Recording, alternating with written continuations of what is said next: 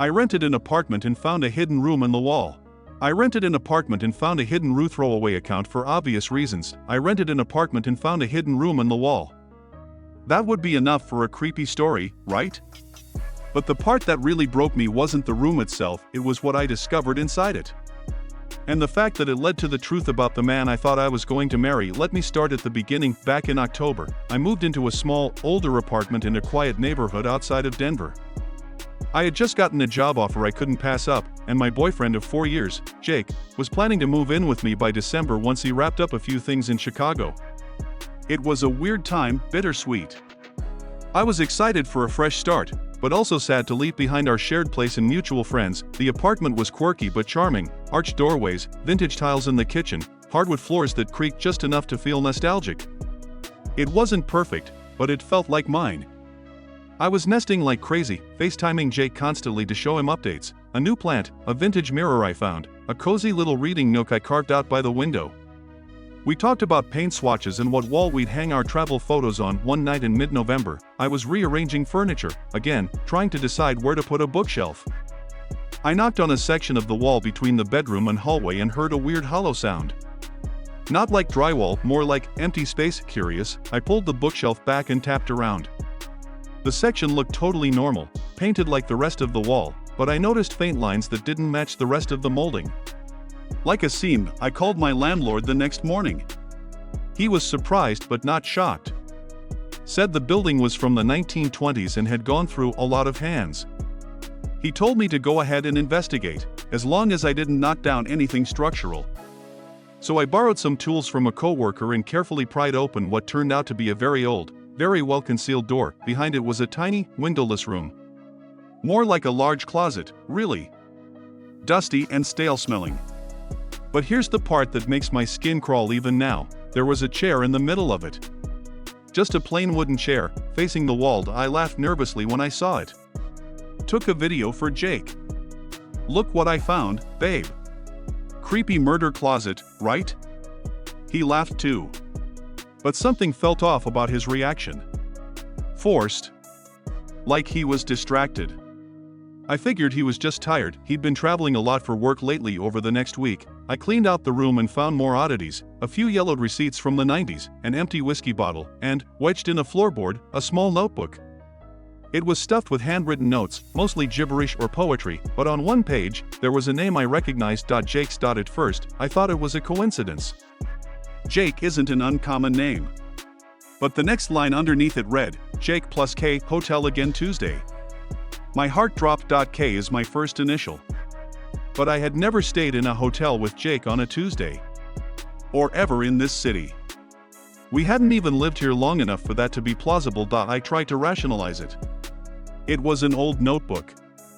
Maybe it belonged to someone else. Maybe the Jake in question was another person. Maybe K stood for Karen. Katie. Kim. But then things started adding up. Jake had visited me 3 times before the planned December move-in. Each time, he said he had client meetings and would be out during the day. Twice, he came back late at night. He always had plausible excuses, but now I was seeing them in a different light. I did what I swore I'd never do. I checked his laptop the next time he visited.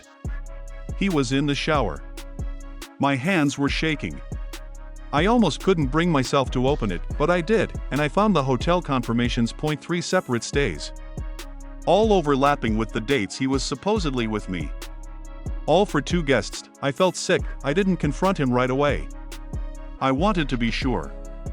I needed more. So I called one of the hotels and asked to confirm a reservation under his name. I made up some story about losing a wallet and needing to confirm charges. The receptionist, surprisingly helpful, confirmed the dates. And then, in an offhand way, mentioned something about how lovely it was to see you two back again. You two? I asked, casually, if they had a record of the guest he checked in with. Oh, I'm not sure I can give that information, she said. Then, after a pause, but the name on file last time was Lily. Lily. I knew that name. She was his co-worker. He had mentioned her maybe twice in passing, always with that subtle tone men use when they think they're being careful. I had looked her up on Instagram a while back. She was beautiful. Sharp. Not the kind of woman you forget. It all made sense now. The work trips. The late night calls he couldn't take in front of me. The weird tension in his voice when I mentioned her. I sat on my kitchen floor and cried for what felt like hours, but I didn't tell him what I knew. Not yet. I wanted to see how far he'd go. So when he visited again that weekend, I acted normal. Sweet. Loving. I asked if he wanted to go to dinner Friday night, and he said he couldn't, had a last-minute meeting. So I followed him to it. Felt like I was outside myself, watching a movie. I parked across from the hotel and waited. Sure enough, 30 minutes later, he walked in. And she was with him. Laughing. Her hand on his arm. I felt the rage rise in my throat like bile. I didn't wait long. I marched into the lobby and straight to the front desk. Told them I needed to speak to a guest. They looked hesitant until I said, "He's cheating on me. I just need to know the room." The concierge woman looked at me, then at the couple disappearing into the elevator. 801, she said quietly. I rode up. Knocked. My heart felt like it was about to explode. Jake opened the door, shirt half unbuttoned, his face went pale. "Kara? What the hell are you?" Then Lily appeared behind him, wrapped in a towel. She froze. I didn't scream. I didn't cry. I looked him dead in the eyes and said, "I found the room. And the notebook. And your lies." He stammered. Tried to grab my hand. I pulled back. "Don't ever come near me again." I left before he could say another word that night. I moved all his things into a box. He texted. Called. Begged. Told me it wasn't what it looked like, that he was confused, that he loved me, but the truth had already been living in the walls. It's been 3 months since then. I haven't heard from him in over a month now. I blocked him on everything. The hidden room is still there, empty now. Sometimes I go in and sit on the floor and wonder who wrote that notebook. Who else lived here and had their heart broken? Was it someone like me? I don't believe in fate, but part of me thinks I was meant to find that room. Like some ghost of a woman who came before me left a warning. Maybe the walls remember what we try to forget anyway. Thanks for reading if you made it this far. I don't know if there's a moral here. Maybe just trust your gut. And check your walls. Has anyone else ever found something in a new apartment that changed everything? Him in the wall. It's been 3 months, but sometimes it feels like 3 days. Or 3 years. Time is strange when you're grieving someone who's still alive, especially someone who swore they loved you. I've been slowly reclaiming the apartment. At first, I thought I'd move. Too many memories, too much heaviness in the air. But I stayed. I didn't want to let him drive me out of something that, before the betrayal, had started to feel like home, but the room still lingers in my mind. The hidden one. About 2 weeks ago, I decided to repaint it. I don't know why, maybe to make it feel less haunted. I picked a soft sage green, something calming. While I was taping the corners and laying down a tarp, I noticed something I hadn't before. The baseboard behind the chair was slightly uneven. Now I pried at it, almost without thinking. Behind it, tucked carefully into the cavity between the wall studs, was another notebook. My blood ran cold. It was smaller than the first, wrapped in a faded piece of cloth. This one wasn't poetry. It was a journal. Dated entries, all in the same looping, elegant handwriting. The first entry was from 2003. Her name was Rachel. She had lived here after a breakup. She described the apartment as a place to start over after a bad split with someone she called T. Her writing was raw, thoughtful, full of pain, but also a sort of wary hope. The entries were sporadic, then suddenly stopped in late 2004. No goodbye. No explanation. One of the last entries made my breath catch. I heard footsteps in the room again last night. I thought it was just my head playing tricks, but the chair had moved. And today, I found something under the floorboard. A ring. Not mine. I haven't been able to stop thinking about it. Was she imagining things? Or was someone else using that room without her knowing? I searched the floorboard. Nothing, but now I can't stop hearing things. Just last night, around 3 a.m., I heard the chair creak. It's probably just the house settling. That's what I keep telling myself.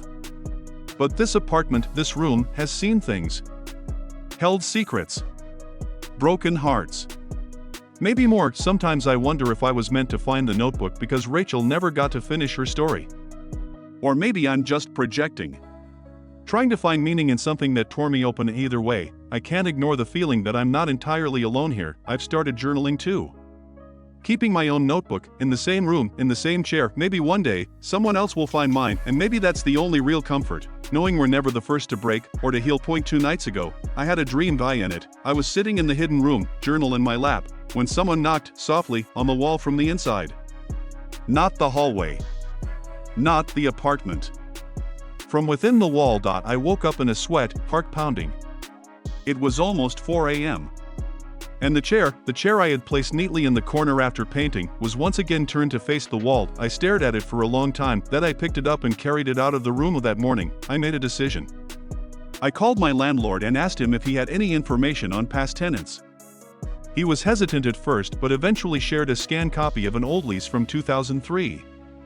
The name matched Rachel Monroe. I did some digging. Not on social media, there was nothing there, but through old newspaper records. I don't even know what I expected to find. Closure? Confirmation that she was okay? Maybe just proof that she existed and wasn't a figment of my imagination or the building's strange energy. I found a police report. Rachel had been reported missing in January 2005. Last seen leaving a cafe a few blocks from here. Her disappearance was ruled suspicious circumstances. No body was ever found. No suspects. The case was never solved. I felt the air leave my lungs. I stared at the last entry in her journal for a long time that night. A ring. Not mine. That line had haunted me. I checked the notebook again.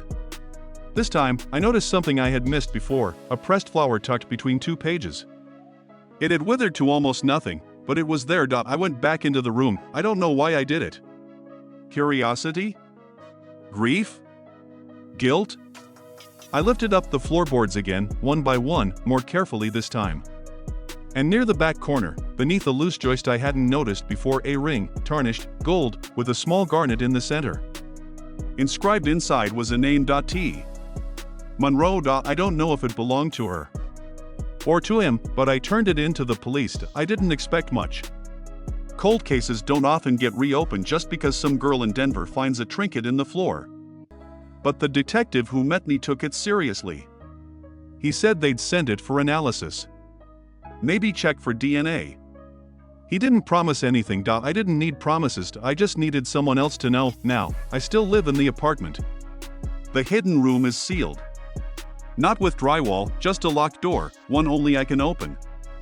I've turned the chair into a reading seat again, but I never sit in it after dark. Sometimes, when it's really quiet, I still think I hear footsteps. Other times, it's just silence. But the strange thing is, I'm not scared anymore. I think that room held more than just secrets. It held pain, yes, but also proof of what people survive, of what people carry. And if someone else moves in after me and hears a hollow knock on the wall, maybe they'll listen too. Maybe they'll find what they need, just like I did.